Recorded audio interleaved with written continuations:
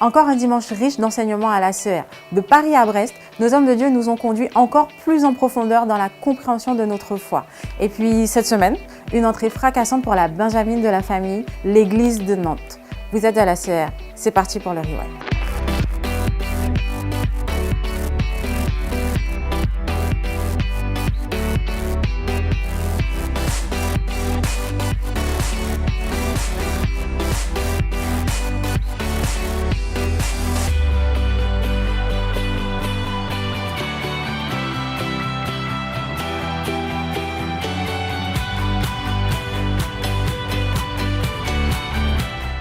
Très souvent, les chrétiens ne savent pas faire la part entre leur vie spirituelle, leur vie de famille et leur travail. Tout au long du premier culte, l'apôtre Alain Patrick nous a enseigné sur la notion d'équilibre. En effet, un chrétien se doit d'être un modèle d'équilibre afin d'être un exemple aux yeux du monde. La Bible dit il y a un temps pour tout. Si vous prenez le temps qui est réservé à l'église, vous l'assignez à la famille, vous faites une erreur. Et vous faites le temps qui est réservé à la famille, vous l'assignez à l'église, vous faites aussi une erreur. Il y a un temps pour tout. Tu ne peux pas être lundi soir, tu es à l'église, mardi soir, tu es à l'église, mercredi soir, tu es à l'église, jeudi soir, tu es à l'église, vendredi soir, tu es à l'église, samedi soir, tu es à l'église, dimanche, tu es à l'église. Et tu n'as pas un temps prévu que tu passes avec ta famille. Ça, c'est un manque d'équilibre. Ce n'est pas ce que nous enseignons ici. Tu ne peux pas aussi dire que toute la semaine, tu ne viens à aucune réunion parce que tu dois te concentrer sur ta famille. C'est un manque d'équilibre aussi. Tu ne peux pas dire que tu ne travailles plus parce que tu dois t'occuper de ta famille. C'est un manque d'équilibre. Est-ce que vous comprenez ça? Tu ne peux pas dire que tu ne travailles plus parce que tu dois t'occuper de l'église. C'est un manque d'équilibre. Est-ce que vous arrivez à me comprendre ça? Soyez organisés. Vous n'êtes pas n'importe qui. Les fils de ce monde ont peut-être plus de temps que vous. Vous suivez? Mais vous devez vous concentrer sur les priorités. Est-ce que vous comprenez? Si vous êtes correctement organisé, vous serez un excellent chrétien. Vous allez vous occuper de vos familles. Et si vous vous occupez bien de vos familles, vous pourrez les amener à servir Dieu à l'église. Moi et ma maison, nous servirons l'Éternel. À la suite de ce premier culte, l'apôtre nous a posé une question. Es-tu fort et bien armé? Es-tu fort et bien armé? Les fondements de ta foi sont-ils basés sur le roc, comme le dit la Bible? La Bible dit, heureux l'homme qui écoute ma parole et qui la met en pratique. Il est comme un homme qui a bâti sa maison sur le roc. La Bible nous parle des tempêtes, les torrents, la pluie sont venus, ça n'a pas pu bouger la chose. Il a construit sa maison sur le sable et construit sa maison sur le roc. La différence entre le sable et le roc, c'est que le sable est facile à creuser, le roc pour creuser c'est dur. Jésus n'a pas parlé de construire sa maison sur les cailloux. Il a dit construire sa maison sur le roc. Renseignez-vous, toutes les personnes qui construisent, quand elles croisent un roc, là où elles construisent, elles savent que ça va prendre du temps de construire là sur le roc, que ce ne sera pas facile de construire sur le roc, ça va être dur de construire sur le roc et que construire sur le roc prend du temps. Ça veut dire que si tu es pressé, tu ne peux pas construire sur le roc. Vous n'êtes pas patient, vous n'êtes pas persévérant, vous n'êtes pas fidèle à la parole de Dieu, vous ne pourrez pas construire sur le roc. Continuez à prendre des raccourcis pour éviter le roc. Vous construisez sur le sable et ça va s'écrouler, vous comprenez? Ne vous inquiétez pas, ça va s'écrouler, c'est une question de temps. Si le vent n'écrase pas ton truc, ne t'inquiète pas, la pluie va venir écraser ça. Si la pluie n'y arrive pas, il y aura un torrent qui va venir enlever. Es-tu bien armé pour pouvoir lutter contre les assauts de l'ennemi? Et d'ailleurs, connais-tu les armes que Dieu a mis à ta disposition pour pouvoir te défendre? Es-tu bien armé? Bon, avant que je te pose la question sur le fait que tu sois bien armé, est-ce que tu connais tes armes? Est-ce que tu connais tes armes? Tu connais c'est quoi le casque du salut? À quoi ça sert? Le bouclier de la foi, tu sais à quoi ça sert? La cuirasse de la justice, tu sais à quoi ça sert? La ceinture de la vérité, tu sais à quoi ça sert? Le zèle de l'évangile, tu sais à quoi ça sert? L'épée de l'esprit. Déjà, tu sais là où l'épée de l'esprit se trouve? Tu sais déjà? Dans la bouche. L'épée de l'esprit. Mon frère, connais-tu le doigt de Dieu? Est-ce que tu connais la puissance d'une arme appelée le sang de Jésus? Sais-tu utiliser le feu de Dieu? Fire. Fire. Brûle. Jusqu'à la racine. Est-ce que tu sais utiliser le feu de Dieu? Est-ce que tu comprends que le souffle de Dieu est une arme? Est-ce que tu sais utiliser le souffle de Dieu? As-tu saisi l'importance des clés que sont la vigilance, la concentration et le discernement? Ok, tu es fort. Ok, tu es bien armé. Ok, est-ce que tu gardes de la bonne façon? Ou est-ce que tu sais garder? Parce que je suis en train de parler de garder là, mais est-ce que tu sais c'est quoi garder ta maison? Et je vais vous donner des clés avant de terminer. Premièrement, garder, c'est être vigilant. Être vigilant. Seigneur Jésus, trop de chrétiens ne sont pas vigilants. Ils ne sont pas vigilants. Certains ont des problèmes par manque de vigilance. Ils ne comprennent même pas c'est quoi la vigilance. La vigilance, c'est être attentionné. Vous comprenez? Bien garder, c'est être vigilant. Une chose ne vient pas que par hasard comme ça dans ta vie. Quand ça vient, il y a un but. Si tu ne considères pas qu'une chose qui est venue dans ta vie a un but, tu n'es pas vigilant. La sagesse de l'homme prudent, c'est de comprendre la voie. Si vous ne comprenez pas votre destinée, même le commencement de votre destinée, parce qu'il y en a qui ne comprennent pas. Je ne vous demande pas de tout comprendre. C'est pas ça. Comprenez au moins même le commencement. Pourquoi je suis chez les chanteurs? Parce que j'aime chanter. T'es pas prudent? Pourquoi je suis chez les chanteurs? Non, j'ai calculé un frère là qui a les cheveux jaunes.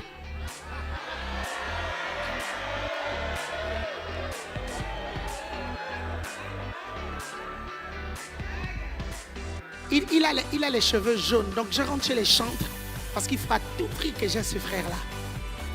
Vous êtes avec moi? Comment tu gardes? Tu gardes, Seigneur Jésus, tu gardes en restant concentré. Restant concentré. Est-ce que vous suivez? Concentré. Pour bien garder, il faut avoir du discernement. Il faut avoir du discernement, le discernement de savoir tout ce qui se passe autour de vous. Soyez sages. Amen. Ayez du discernement. Amen.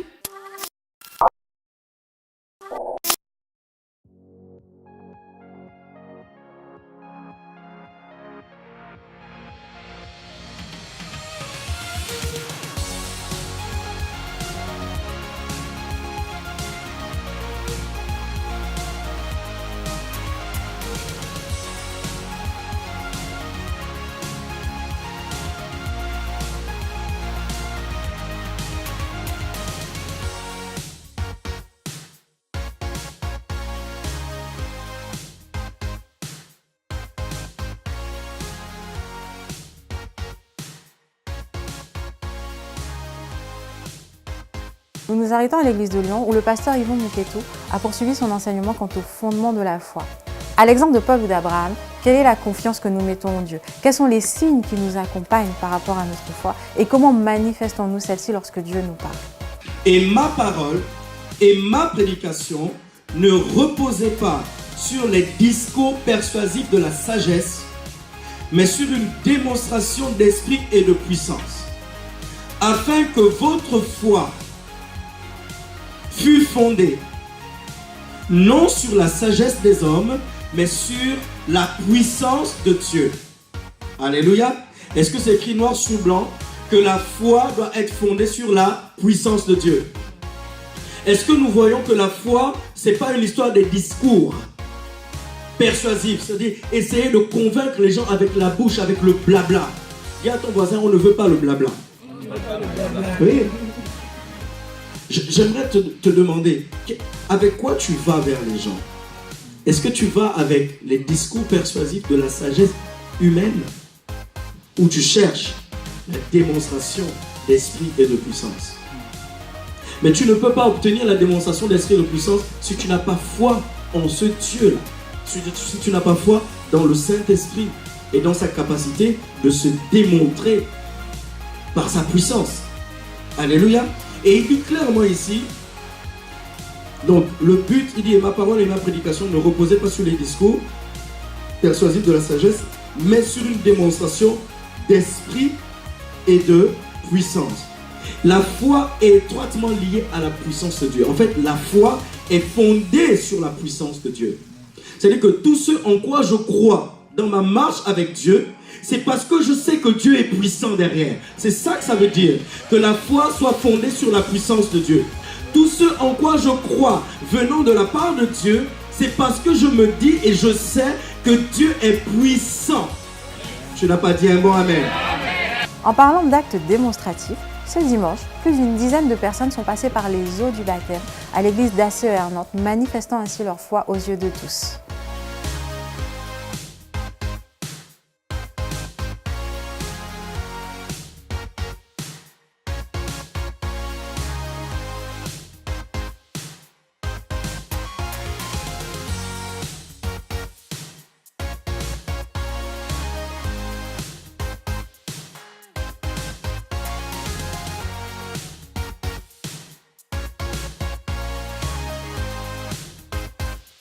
Félicitations à nos nouveaux baptisés et bienvenue dans l'aventure la plus palpitante de votre vie. Nous ne saurions clôturer ce Rewind sans évoquer l'événement du mois de janvier à Paris. Sortez vos agendas, réservez vos dates. Le 26 janvier aura lieu la première édition de Gospel en scène, une nouvelle manière de partager l'évangile. Toute une pléiade d'artistes sélectionnés pour vous permettre de passer une soirée inoubliable. J'ai nommé P-White, Cassandra Reno, Windy Montauban et bien sûr les porteurs de réveil. Et cerise sur le gâteau, un cocktail dînatoire concocté par nos soins vous attend.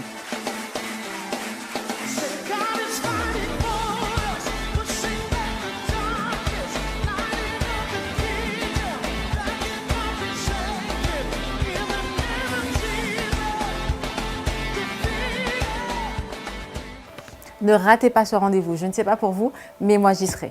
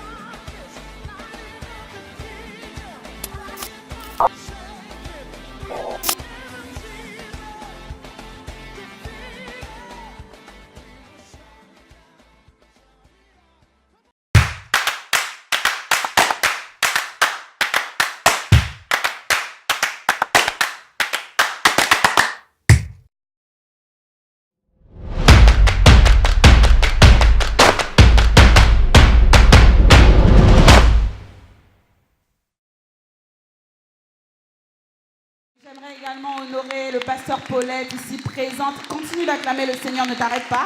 T'arrête pas. T'arrête pas. Je vois que tous les yeux sont de l'autre côté. Vous inquiétez pas, ils sont en train de tout organiser, ça va aller. Alléluia. J'honore également le pasteur ici et son époux qui ne sont pas présents. Je vais aussi honorer le pasteur Syriac et sa femme, le pasteur Darius et bien évidemment mon mari, le pasteur Claire, qui n'est pas présente. Nous honorons tous ces...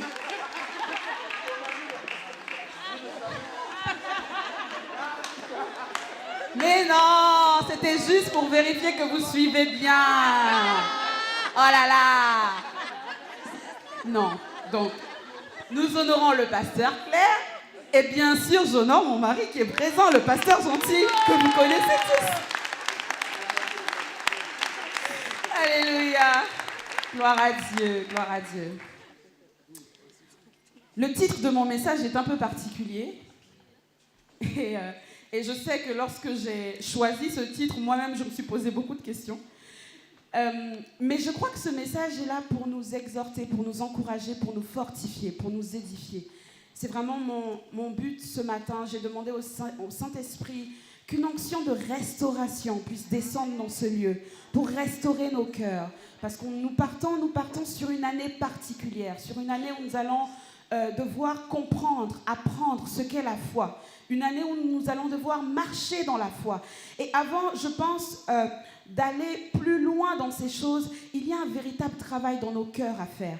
Avec le pasteur Paulette, on a eu l'occasion de voir que la parole de Dieu peut être plantée dans un cœur, mais le cœur n'est pas forcément disposé, n'est pas forcément disponible pour recevoir la parole de Dieu et pour faire grandir cette parole comme une plante. Et donc, c'est important que en ce premier mois, nous puissions faire un véritable travail, un nettoyage, pour nous préparer à recevoir la parole qui nous restaure et qui nous prépare à véritablement marcher dans la foi. Alléluia. J'aimerais que tu sois vivant ce matin et que tu dises un amen bien vitaminé, s'il te plaît. Alléluia. Ok, merci. Quand je prêche, fais du bruit, s'il te plaît. Ne reste pas silencieux. Amen. Le titre de mon message ici, c'est l'œil du cyclone. L'œil du cyclone. Et il a fallu quand même que je regarde un petit peu, bien sûr, je pense qu'on sait tous ce qu'est un cyclone, mais je vais m'arrêter d'abord sur la définition du cyclone. J'allais dire la Bible dit, non, c'est pas la Bible qui dit, c'est le dictionnaire qui dit. Un cyclone est une perturbation atmosphérique qui s'établit autour d'une basse pression et qui se déplace en tournoyant sur elle-même. C'est pourquoi la zone située au centre est appelée l'œil du cyclone. Et cette zone-là, en fait, c'est une zone de calme. Tout autour, il y a la tempête. Tout autour, il y a l'orage. Tout autour, il y a des circonstances. Mais dans l'œil du cyclone, c'est une zone de calme, parce que c'est une zone qui est épargnée par la tempête. Dans la langue courante, l'expression l'œil du cyclone veut, en fait, pourrait vouloir dire, être dans les problèmes, être au cœur de la tempête ou être au cœur des tourments, ce genre de choses, être dans de grosses difficultés. Ça, c'est pour les uns. Mais pour ceux qui veulent rester, collés à la définition de l'œil du cyclone, en fait, l'œil du cyclone va être la zone de calme. Si on reste collé à la définition initiale. La zone de calme. La zone où, malgré les perturbations, tu es dans le calme. Tu es dans le silence. Tu es dans la confiance. Parce que tu sais qu'il y a un Dieu et que Dieu agit en ta faveur. Alléluia. Mon message aujourd'hui est un message de foi et un message encourageant. Mon message aujourd'hui aimerait te relever de tes problèmes, aimerait te consoler. Je crois que c'est l'esprit qui y a derrière ce message. J'aimerais véritablement que tu saisisses ce message et que tu repartes de là, fortifié dans le Seigneur. Alléluia. Et donc, nous allons, tout au long de ce message, répondre à la question « Comment rester dans le calme au milieu de la tempête ?» Vous savez, dans la parole de Dieu, je pense que vous connaissez l'histoire de Job. Cet homme qui était intègre devant le Seigneur. Cet homme qui était béni apparemment, qui avait des biens, qui était béni, qui avait des enfants, qui avait une famille, qui avait tout pour lui. Cet homme qui, je suis sûre, brillait de l'extérieur et de l'intérieur puisqu'il plaisait à Dieu. Cet homme a été brisé par des souffrances et par des épreuves. Cet homme a été brisé. Combien de fois, parmi nous, dans l'assemblée, dans l'église, combien de fois nous passons par des épreuves et nous crions, nous disons, Seigneur, pourquoi ? Pourquoi moi ? Parce que tu sais comment tu marches avec le Seigneur.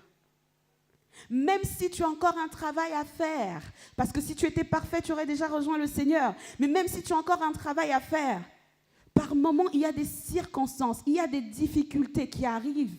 L'apôtre le disait la semaine dernière, comme des torrents. Tu n'as pas vu la chose venir, tu n'as pas vu la chose arriver. Par imprudence, manque de sagesse ou autre, mais tu te retrouves dans des difficultés. Tu te retrouves juste là, dans l'œil du cyclone. Et parfois, tu es tellement distrait par tout ce qui se passe, par la tempête, par l'orage, que tu ne sais pas comment réagir. J'aimerais aujourd'hui t'encourager. Et mon premier point, j'ai une question pour toi. Quelle est ta perception ? Quelle est la perception que tu as lorsque tu es dans les épreuves? Quelle perception tu gardes? Qu'est-ce que tu chéris comme pensée, comme mentalité? Est-ce que tu adoptes la perception des autres? Les autres qui te regardent traverser l'épreuve, traverser la tempête, traverser les situations, auront forcément un avis à donner. Les autres seront toujours là pour te rappeler ce que tu es en train de traverser. Alors, est-ce que tu adoptes la perception des autres pour avancer avec le Seigneur? Job était dans ses souffrances. Et à aucun moment, jusqu'à ce que ses amis, c'est-à-dire les autres, viennent lui rendre visite, à aucun moment, il n'a maudit Dieu. À aucun moment, il n'a parlé contre Dieu. Mais dès lors, et la Bible nous le dit dans Job 3, dès lors où ses amis sont venus le visiter, dès lors où ses amis se sont rendus compte de la situation, de l'épreuve par laquelle il passait, dès lors où ses amis lui ont montré, en fait, mon gars, ton épreuve là, elle est compliquée. J'aimerais te dire que tu as des amis parfois qui n'ont pas la foi pour toi, qui ne savent pas avoir la foi pour toi. Malgré leur amour et malgré leurs bonnes intentions, elles ne peuvent pas. Parce que leur foi, leur perception est limitée par les informations qu'elles ont. La perception des autres est limitée par les informations, par ce qu'ils reçoivent au premier regard, par ce qu'ils voient au premier abord. Et donc, ils te parleront en fonction de ce qu'ils voient. Ils ne te parleront, pour la plupart, pas en fonction de la vérité de la parole de Dieu. Parce qu'ils se diront, mon Dieu, quelle situation terrible. Comment va-t-il faire pour s'en sortir? Mon Dieu, c'est la fin. C'est la fin pour sa vie. Donc, qu'est-ce qu'on va faire? Comme les amis de Job, on va juste se tenir là près de lui et puis, on va attendre que la mort arrive. On va attendre que la circonstance s'empire. On ne sait pas quoi faire. Est-ce que tu vas adopter cette perception? J'aimerais également te dire que même ta perception est mauvaise. Ta perception est mauvaise. Oui, tu es celle qui est dans l'épreuve. Tu es celle qui connaît mieux la situation que tu traverses, justement. Parce que tu connais cette situation, ta perception est limitée par ton expérience. Ta perception est limitée par ce que tu expérimentes. Parce que les épreuves te mettent dans une boîte et t'enferment dans cette boîte. Tu es comme enfermé dans une pièce où il n'y a pas d'issue et tu n'as que ces 4 murs. Donc tu ne sais pas en fait. Donc tu ne peux pas changer ta perception si tu te focalises et tu restes cantonné sur ce que toi tu vois. J'aimerais t'inviter ce matin à élever le regard pour saisir la perception de Dieu. Saisis la perception de Dieu. Je dirais saisis la vie éternelle. Saisis la vie éternelle. La vie éternelle, ce n'est pas lorsque nous rejoindrons le Seigneur, elle commence ici. Saisis-la. La vie éternelle commence par ta marche par la foi. Saisis la vie éternelle. C'est la perception de Dieu. La perception de Dieu est basée sur les promesses de Dieu. La perception de Dieu est basée sur la parole de Dieu. La perception de Dieu est illimitée. Pourquoi? Parce que notre Dieu est un Dieu illimité. Alléluia. Non, tu n'as pas dit amen. J'ai dit, notre Dieu est un Dieu illimité. Je ne sais pas ce qui te limite aujourd'hui. Je ne sais pas ce qui est pour toi un blocage. Je viens juste t'annoncer ce matin. Peut-être que tu le savais, alors que tes oreilles spirituelles s'ouvrent pour que tu saisisses que ton Dieu est un Dieu illimité. Et parce que ton Dieu est un Dieu illimité, tu dois adopter, saisir la perception de Dieu. Dieu est le seul capable de voir l'étendue de ta foi. Très souvent, nous croyons que, oui, je vais aller à l'église, je vais lever ma voix, je vais crier plus fort que les autres, je vais prier plus fort que... Le pasteur verra que j'ai la foi. Je vais donner mon offrande de telle manière. Le pasteur saura que j'ai la foi. Ta foi peut se voir par ta façon de vivre.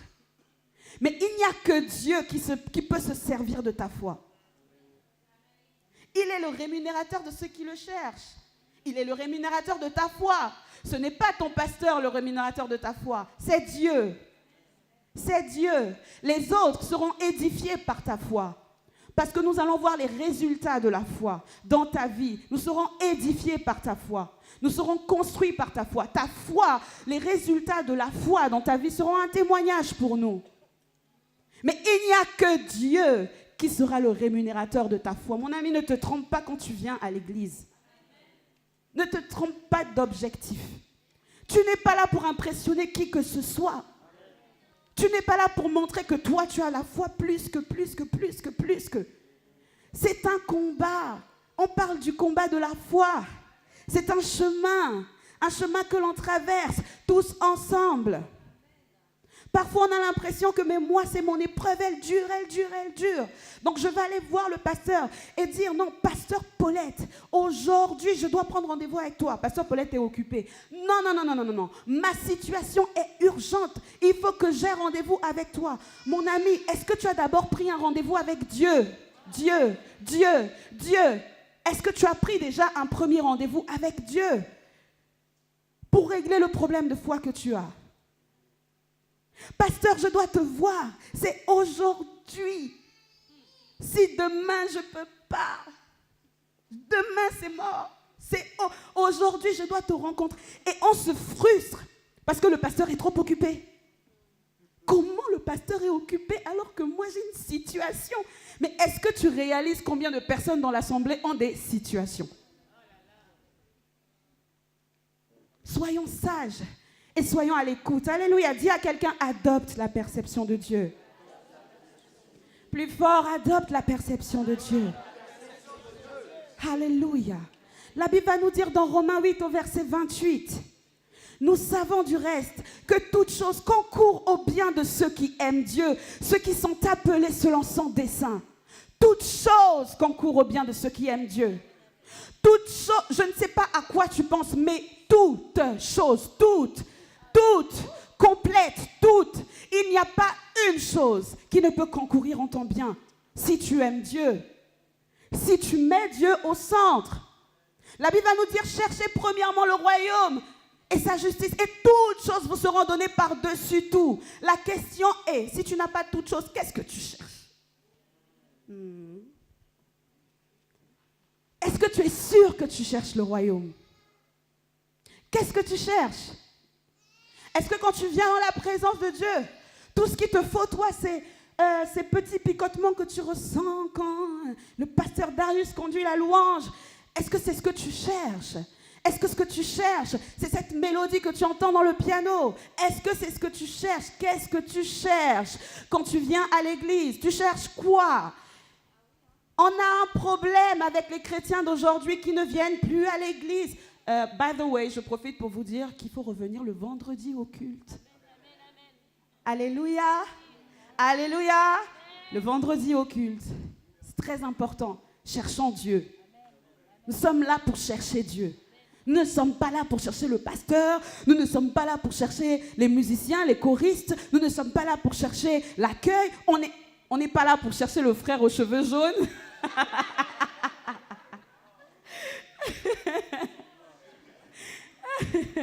Dans ce département-là, il y a trop de gens avec les cheveux jaunes maintenant. Ah non. Non, il y en a 3 maintenant. Il y a Tiffany qui est là. Nous ne sommes pas là pour ça. Nous sommes là pour chercher Dieu. Alors cherchons Dieu de tout notre cœur. Alléluia. Alléluia. La Bible déclare dans Ésaïe 43 au verset 2, « Si tu traverses les eaux, je serai avec toi. » Oh mon Dieu, quand le Seigneur parle comme ça, ce n'est pas un pasteur, ce n'est pas un prophète, ce n'est pas mon frère, ma soeur, mais c'est Dieu. Quand le Seigneur parle comme ça sur ma vie, si tu traverses les eaux, je serai avec toi. Et les fleuves, ils ne te submergeront point. Si tu marches dans le feu, tu ne te brûleras pas. Et la flamme ne t'embrasera pas. Alléluia. Est-ce que ce n'est pas une bonne nouvelle? S'il te plaît, acclame la parole de Dieu. Acclame. Acclame la parole de Dieu. Alléluia. Nous devons changer notre perception des choses pour adopter la perception de Dieu. C'est important. Encore que, pour adopter la perception de Dieu, j'ai remarqué 2 choses. Premièrement, il faut fermer ses oreilles. Il faut fermer ses oreilles à ce que les autres vont dire. Faites attention, alors il y a deux choses. Il y a les autres qui disent des choses pour nous construire, pour nous bâtir, pour nous emmener vers le haut, pour nous booster, pour encourager notre foi. Et il y a ce que les autres vont dire qui n'a presque pas d'intérêt. J'aimerais qu'on le réalise. J'ai eu une conversation avec une sœur cette semaine. Oui, cette semaine. Et je lui disais, tu sais, je sais que les gens parlent de moi dans mon église, à l'extérieur de mon église, mais je sais, mais alors comment je mens Mais c'est violent, quoi. Mais c'est violent. Je vous assure, pourquoi? Parce que j'ai l'assurance de mon salut, alléluia. Est-ce que quelqu'un a l'assurance de son salut ici? Rien ne peut me déstabiliser. Si tu viens me parler pour me donner un conseil, je le prends. Mais si tu parles de moi pour me critiquer, que Dieu te bénisse. C'est tout. J'ai une destinée à accomplir. J'ai des choses à faire. J'ai des enfants spirituels à nourrir. Si tu te préoccupes encore tellement de ce que les autres disent de toi, il y a un problème. Ferme tes oreilles. Écoute, quand le vent siffle, quand le vent souffle, on l'entend forcément. On l'entend. Quand il y a un cyclone, il y a forcément un bruit qui est produit. Le cyclone qui soulève les toits, qui soulève les maisons, qui soulève les voitures, il y a un bruit. Mais mon ami, c'est toi qui choisis d'entendre, de recevoir ou pas ce que tu entends. Bouge tes oreilles. Ferme tes oreilles. Et éloigne-toi de ceux qui ne veulent pas bénir ta destinée. C'est tout. Ne devez rien à personne si ce n'est de l'amour. C'est la parole qui le déclare. Tu peux aimer, mais tu n'es pas obligé d'être collé. Faisons attention à la loi des connexions. Parce qu'avec qui tu marches déterminera là où tu vas. Avec qui tu es collé comme ça. Vous savez, il y a beaucoup de gens qui sont influençables, mais ils ne se rendent même pas compte à quel point ils sont influençables. Tout ce que les autres arrivent, ça rentre. Tu absorbes. Et puis du jour au lendemain, tu changes en fait. Tu changes. Si la Bible dit que la foi vient de ce que l'on entend, toutes tes habitudes, ton comportement, tes actions dépendront aussi de ce que tu vas entendre. Donc, il faut que tu fermes tes oreilles lorsque le vent souffle. Et il y a cette chanson païenne qui dit « Laisse parler les gens ». Il faut laisser parler les gens. Il faut laisser. Let them talk. Laisse parler les gens. Ça ne te concerne pas. Ici, à la CER, on s'en fiche des gens. Alléluia. On sait qu'on est vraiment très... On le sait. Depuis la tête, en plus. Mais on laisse parler les gens. Parce que notre destinée est précieuse. Alléluia. Amen, amen, amen. La deuxième chose pour t'aider à changer ta perception, il faut que tu fasses appel à ta mémoire. Ne sois pas oublieux. Lorsque tu es dans les tempêtes, lorsque les orages sont là, fais appel à ta mémoire. Pourquoi? Pour te souvenir de ce que Dieu a déjà fait pour toi. Si tu réussis à te rappeler de ce que Dieu a fait pour toi, une louange naîtra dans ton cœur. Si tu ne t'en souviens pas, tu seras incapable de louer Dieu. Parce que pour louer Dieu, il faut reconnaître ses bienfaits. J'ai dit pour louer Dieu, il faut reconnaître ses bienfaits. Mais si je dois juger le peuple de Dieu par sa façon de louer, je vais dire, mais vraiment, Dieu n'a rien fait pour vous. Hein. L'apôtre Alain Patrick avait mis un statut sur Facebook cette semaine en disant « C'est bizarre quand même, dans nos églises, j'ai remarqué que le moment d'adoration, c'est le moment le plus calme. Mais pendant la prière, oh non, Jésus, s'il vous plaît, est-ce qu'on peut être équilibré? Est-ce qu'on peut être équilibré? Louons le Seigneur, adorons-le de tout notre cœur. N'hésitons pas à lever les mains, n'hésitons pas à nous prosterner. Il est Dieu. Il n'est pas ton pote. Il est Dieu. Il ne va pas au McDo avec toi. Il est Dieu. Dieu. Il est Dieu. Bon, il y en a qui vont au McDo avec Dieu. Comment rester dans le calme au milieu d'une tempête? Tu dois prendre la décision de combattre le bon combat, le combat de la foi. J'ai remarqué que souvent à l'église, nous disons que nous sommes dans la foi, mais nous ne le sommes pas réellement. Nous sommes surtout dans les complaintes, les murmures, etc. Pourquoi? Parce que nous parlons constamment de la situation, au lieu de parler constamment de la grandeur de Dieu. Dieu est plus grand que tout. Dieu est plus grand que tes défis, plus grand que tes cyclones. My God, Dieu est au-dessus, au-delà de tout ce que tu peux penser ou imaginer. Il est temps que tu prennes la décision de combattre le bon combat. 1 Timothée 6,12 va dire « Combat le bon combat de la foi, saisis la vie éternelle à laquelle tu as été appelé. » Et j'aime tellement cette partie. « Et pour laquelle tu as fait une belle confession en présence d'un grand nombre de témoins. » Ah, le jour où tu as accepté le Seigneur, tu as dit « Seigneur, je veux te suivre dans les vents, les tempêtes, les marécages, tout ce que tu veux. » Mais bizarrement, quand les vents, les tempêtes arrivent, on a des chrétiens qui reculent. Non, Seigneur, je suis toujours avec toi. Alléluia. Mais je recule. Gloire à Dieu. Je recule. Plus tu recules, moins Dieu entend ta voix, entend ta prière. Tu te prives toi-même de la présence de Dieu. Tu te prives toi-même de la gloire de Dieu. Soyons des chrétiens qui réalisons le prix, le choix que nous avons fait. Lorsque tu as fait et il le précise, cette belle confession, belle. C'est-à-dire que c'est beau, le jour où tu acceptes Jésus, tes larmes coulent et tout. Voilà, c'est beau, c'est magnifique. On te voit même dans le rewind. C'est parfait. Il y a tout ce qu'il faut. Mais lorsque les épreuves arrivent, lorsque tu entres désormais dans la vraie vie chrétienne, tu ne tiens plus debout.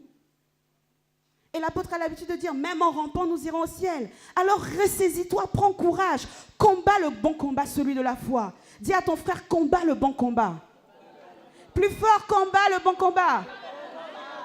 Alléluia. Combat le combat de la foi. La vie chrétienne, c'est le combat de la foi. Il y en a, ils disent, oh, la vie, c'est un combat. La vie, c'est pas la vie qui est un combat.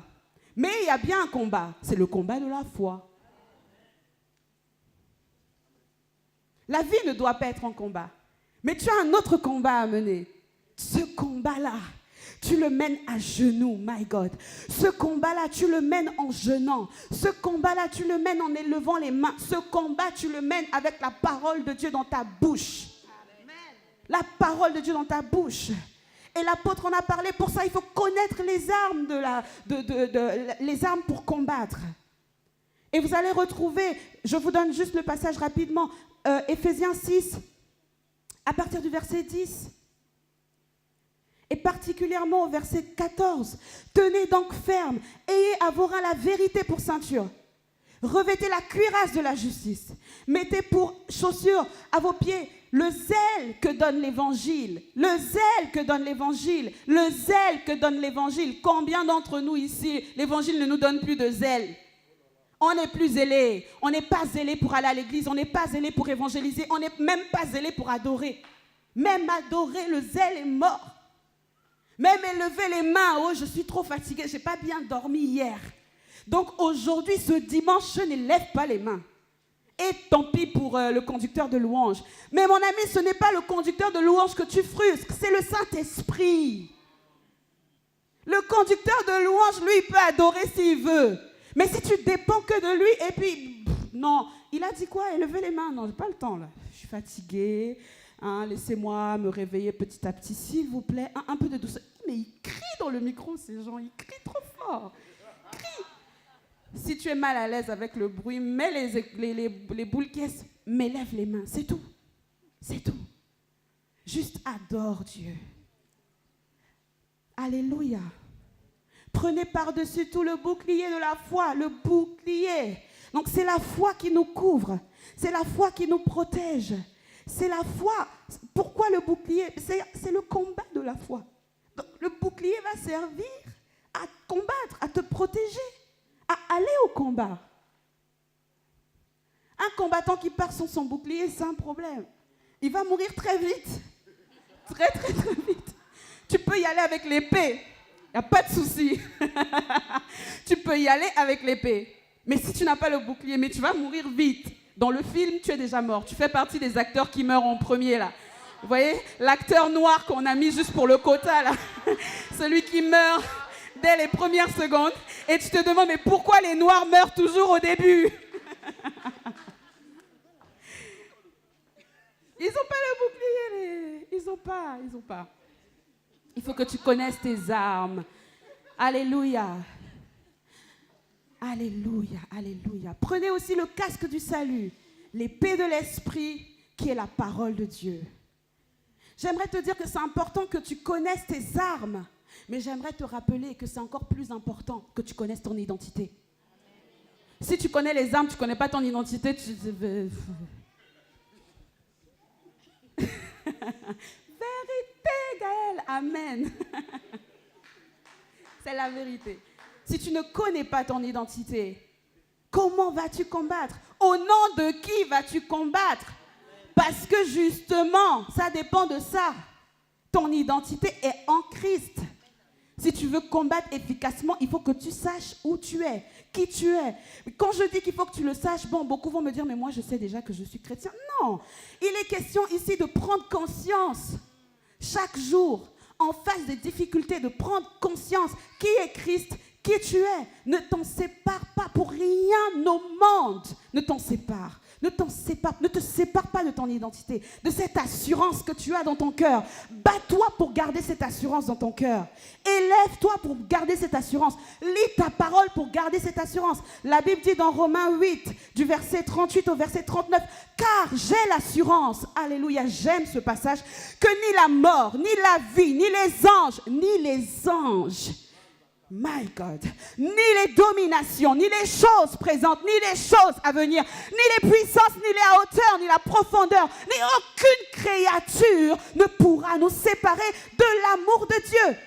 Rien ne peut me séparer de l'amour de Dieu. Rien ne peut me séparer. Le monde ne peut pas me séparer de l'amour de Dieu. Rien, personne, rien. Aucune persécution, aucune tribulation, aucune épreuve. Je suis stable. Je suis comme un arbre planté près d'un courant d'eau. Alléluia.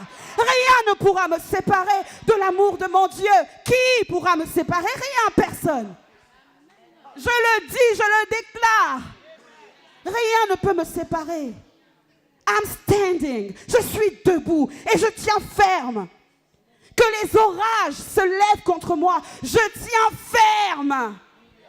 Et je serai comme cet homme qui se bat contre le vent. Je tiens ferme. Satan essaye de me déstabiliser. Je ne sais pas si on réalise ce qu'on dit. Je peux vous dire que je connais les épreuves. Et j'ai dit au diable, Satan essaye de me déstabiliser. Impossible. J'ai dit impossible. On me trouvera au même endroit en train de servir Dieu. Et ce malgré les circonstances et les situations. Et ce malgré toutes les langues qui se dressent contre moi. My God, je vais continuer à monter et tu continueras à parler de moi. Oh, mon ami, si c'est ton cas, dis amen. N'oublie pas ton identité. C'est une question de vie ou de mort. Vous savez, je viens du Congo et... Il a dit amen, ok. Ryan. Il vient du Congo aussi, donc amen. Et vous savez, au Congo, on a connu beaucoup de guerres. Et j'ai vécu cette guerre. L'une des choses que je peux dire par rapport à l'identité, c'est faites attention, parce que c'est une question de vie ou de mort.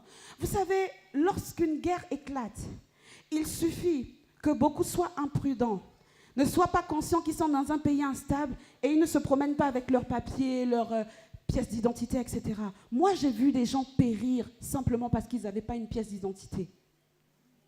Pendant la guerre du Congo, lorsqu'on sortait, il fallait traverser la frontière. Il y en a qui se sont laissés surprendre. Et quand ils arrivent à la frontière, on leur demande leur pièce d'identité. Parce que ce sont des guerres ethniques, en fait. Donc, en fonction de ton identité, tu es sauvé ou pas. Et il y a des gens qui, a priori, pouvaient aller de l'autre côté. mais parce qu'ils n'avaient pas leurs papiers sur eux et parce qu'ils avaient la tête de... je ne sais pas, ta tête ne me revient pas, donc toi tu meurs. Il y a des gens qui ont péri comme ça. Il y a des gens qui ont péri comme ça. Il faut qu'on fasse attention à notre identité. C'est une question de vie ou de mort. Tu ne peux pas te comporter comme un non-chrétien quand tu es chrétien. C'est quoi ton identité? C'est quoi ton évangile? Pourquoi tu mélanges l'évangile avec je ne sais quel livre? Tu mélanges l'évangile avec ta philosophie. Tu mélanges l'évangile avec le Coran. Tu mélanges l'évangile, bon, je ne sais pas si Bouddha il a un livre, mais tu mélanges l'évangile avec les théories de Bouddha. Tu mélanges l'évangile avec tout. S'il vous plaît, est-ce qu'on peut revenir à l'évangile pur? Amen. Ne diluons pas l'évangile. En cela, je veux dire, le péché, c'est un péché. Dieu délivre du péché. Dieu restaure. Dieu aide. Dieu, la Bible va dire que le chrétien tombe 7 fois, mais 7 fois, il se relève. En fait, quand il tombe, il ne faut pas qu'il tombe plus bas encore. Tu es déjà à terre. Lève-toi, c'est tout ce qu'il te reste à faire. Ne creuse pas le sol. Tu es déjà à terre, lève-toi humblement, reconnais, Seigneur, j'ai besoin de ta miséricorde. Revenons à l'évangile pur. Alléluia. Si nous revenons à l'évangile pur, nous tiendrons mieux la distance. Nous tiendrons mieux la distance. Quand tu reviens à l'évangile pur, tes fondations sont solides. Parce que l'évangile, c'est la parole de Dieu. Tu bâtis ta vie sur le roc. Il y a un chant qui dit « J'ai bâti sur le rocher et quand viendra la tempête, ma maison résistera. Ma maison est en Jésus. La pluie et le vent souffleront. La tempête se déchaînera. Mais ma maison est en Jésus. Je n'aurai jamais. Alléluia. Comment rester dans le calme au milieu de la tempête? Un point important que beaucoup de personnes ignorent, que j'ai pu expérimenter moi-même. Rester au calme au milieu de la tempête. Rester en groupe. Rester groupé. Ne pas s'isoler. Vous savez, les épreuves qui viennent comme le vent, comme la tempête, ont les mêmes forces que le vent et la tempête, c'est-à-dire de vous éloigner de votre trajectoire. Les épreuves qui viennent comme le vent et la tempête ont la force du vent et de la tempête de vous éloigner de votre trajectoire, de vous faire manquer le but, de vous éloigner de votre destinée. C'est ce que ces épreuves sont là pour faire. Ces épreuves sont venues pour ça, justement ça. Et on trouve des chrétiens qui s'éloignent de leurs églises parce que les épreuves, la tempête souffle trop fort. Parce que la tempête est trop dure, je n'arrive pas à résister. Il est mieux pour moi de partir. Je pense que c'est la volonté de Dieu, que je sois loin de mon assemblée. My God. Relisez un peu la Bible.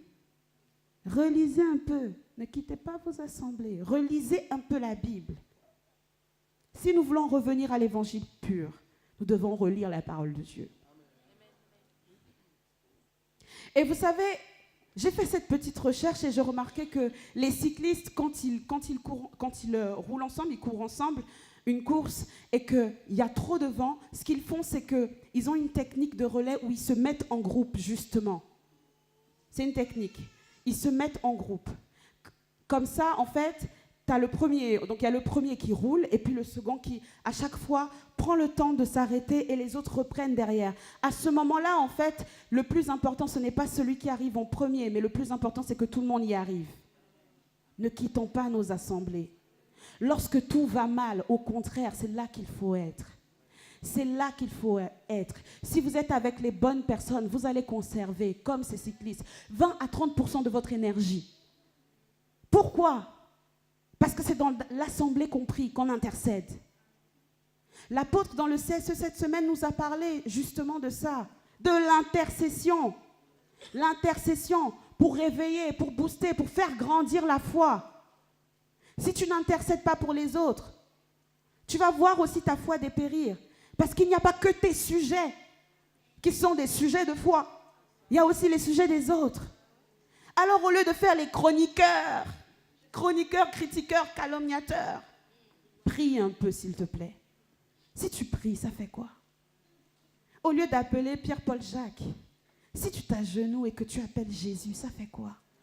Prie un peu, intercède un peu. Ça va faire du bien à ton église, mais ça va te faire du bien à toi-même. Parce que ça va élever le niveau de ta foi. Alléluia. Faire comme les cyclistes, rester dans le rang, rester serré, adopter la technique du relais. Mon frère est fatigué, je prends le relais, je prie. Il semble que ma sœur est fatiguée, je prends le relais, je prie. Et lorsque moi je serai fatiguée, quelqu'un prendra le relais et priera pour moi. Alléluia. C'est l'église que Dieu veut. C'est l'église, c'est la CER, c'est cette église. Nous voulons être cette église où les chrétiens prient les uns pour les autres. Où ils ne font pas simplement les journalistes, comme les amis de Job qui sont venus. Ils ont vu la situation, mais il n'y avait pas de solution. Et puis, ils se sont lamentés avec lui. Oh là là, c'est dur. Oh, c'est dur. Oh, vraiment. Ça fait mal. Oh. Et la femme de Job va carrément lui dire, mais pourquoi? Moi, à ta place, en fait, j'aurais même souhaité la mort là tout de suite. Là. Sa femme.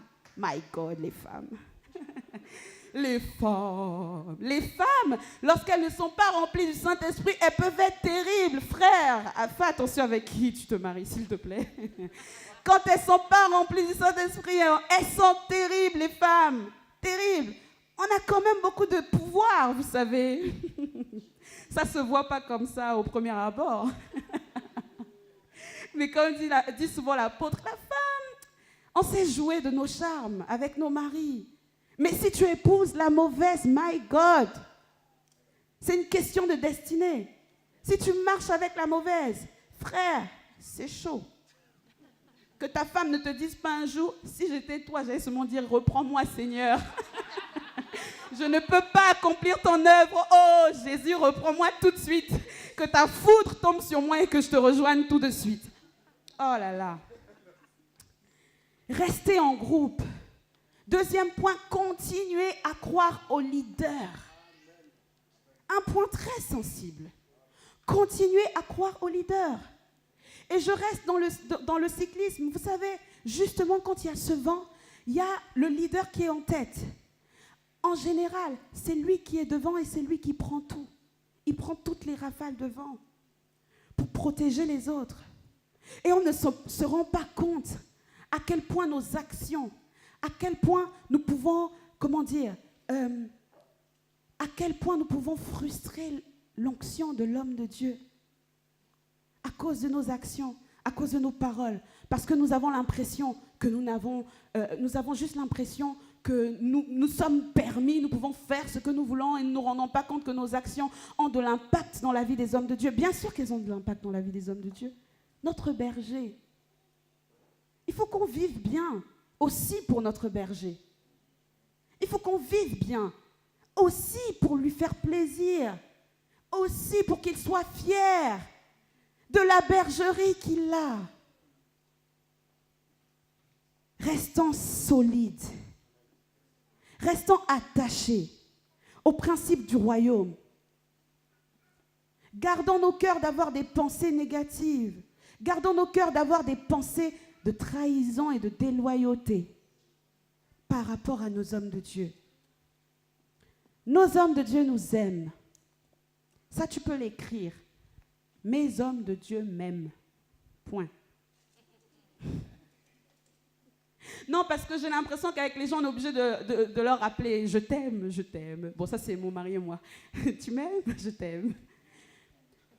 Donc, s'il faut vous le rappeler, l'apôtre Alain Patrick vous aime, le pasteur Paulette vous aime, tous les pasteurs ici vous aiment. Et quand ils vous donnent un conseil, en fait, ils ont la conviction certaine que c'est pour votre bien. En fait, ils ne le font pas par intérêt. Parce qu'en fait, ils ne gagnent rien. Vos hommes de Dieu vous aiment. Alors prenons les conseils comme des conseils qui nous font avancer. À un moment donné, une personne mature dans la foi apprend à gérer la frustration. Ouais, mais du coup, elle n'aurait pas dû me dire ça comme ça. si elle-même, elle change de façon de me dire le truc. Changeant, grandissant dans l'amour. Alléluia. Si nous grandissons dans l'amour, nous allons mieux traverser nos orages et nos tempêtes. Pourquoi? Nous aurons plus de facilité déjà à nous confier auprès de nos hommes de Dieu. Et nos hommes de Dieu pourront prier pour nous. Mais si tu as des difficultés, si tu as des problèmes que tu ne le dis même pas à tes pasteurs, mais tu t'attends à ce que tes pasteurs, par la puissance du Saint-Esprit, reçoivent la révélation que toi tu es dans un problème et ensuite se mettent à genoux pour prier pour toi. Quoi? Enfin... Est-ce que vous pensez que les pasteurs sont assis toute la journée à attendre la révélation de où se trouve Malex aujourd'hui? Non. Non. Soyons des chrétiens matures. Alléluia. Alléluia. Soyons des chrétiens matures. Marchons dans l'assurance de notre salut. Alléluia. Nous allons repartir dans la parole et on va terminer par ça. Soyons des chrétiens matures. Parce que j'aimerais vraiment qu'on puisse déclarer ce verset, si on peut me l'afficher. Romains 8, du verset 38 au verset 39. Et je vais vous inviter à vous tenir debout, parce que nous allons lire ce passage avec force, avec conviction. Nous allons lire ce passage afin de rester ferme dans ce en quoi nous croyons. Est-ce que Red Charles peut se mettre au piano, s'il te plaît? Red. La Bible dit, car j'ai l'assurance que ni la mort, ni la vie, ni les anges, ni les dominations, ni les choses présentes, ni les choses à venir, ni les puissances, ni la hauteur, ni la profondeur, ni aucune créature ne pourra nous séparer de l'amour de Dieu manifesté en Jésus notre Seigneur. Alléluia. Tu vas juste un instant fermer tes yeux et véritablement prier de tout ton cœur, de toutes tes forces, de sorte à ce que le Saint-Esprit puisse te fortifier ce matin. Élève ta voix et commence à prier. Élève ta voix, élève ta voix. On va garder ce passage sous nos yeux. Élève ta voix. Seigneur, viens fortifier ton peuple, oh Dieu. Viens fortifier ton peuple ce matin. Merci Seigneur parce que tu nous assures le salut. Merci Seigneur parce que nous sommes assurés, oh Dieu, d'être forts dans la foi. Parce que nous sommes assurés de grandir dans la foi. Parce que nous sommes assurés, Seigneur, de grandir dans l'amour, Seigneur, pour toi et pour ton œuvre, oh Dieu. Seigneur, nous voulons véritablement nous positionner ce matin. Nous déclarons et nous disons dans le nom de Jésus que rien ne pourra nous séparer de l'amour, de ton amour. Que rien ne pourra nous éloigner de toi. Nous voulons le déclarer, le confesser ce matin, oh Dieu. Rakatalabakase, reketezekele sadezekele kayabase. Ni les choses présentes, ni les choses à venir, rien ne peut me séparer de l'amour de mon Dieu. J'ai l'assurance que rien ne peut me séparer de l'amour de mon Dieu. Ni les persécutions, ni les tempêtes, ni les orages, rien ne peut me séparer. Rien ne peut me séparer. Rien ne peut me séparer. Rien ne peut me séparer de l'amour de mon Dieu. Je dis, Seigneur, que c'est dans le calme et la confiance que sera ma force. C'est dans le calme et dans la confiance que sera ma force. Rien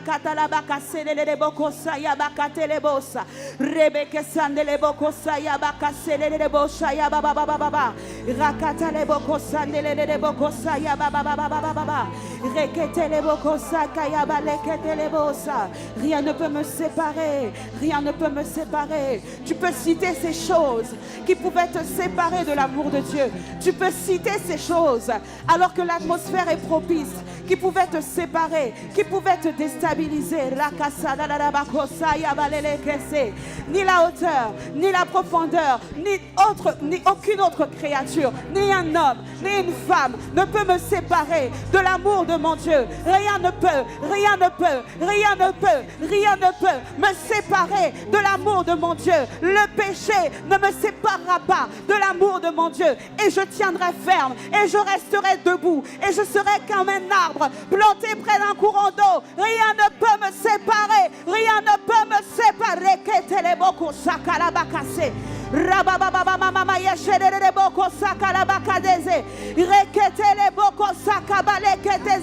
C'est le moment de te rapprocher. Élève ta voix plus fort que ça. C'est le moment de te rapprocher. Élève ta voix plus fort. Plus fort. Élève ta voix.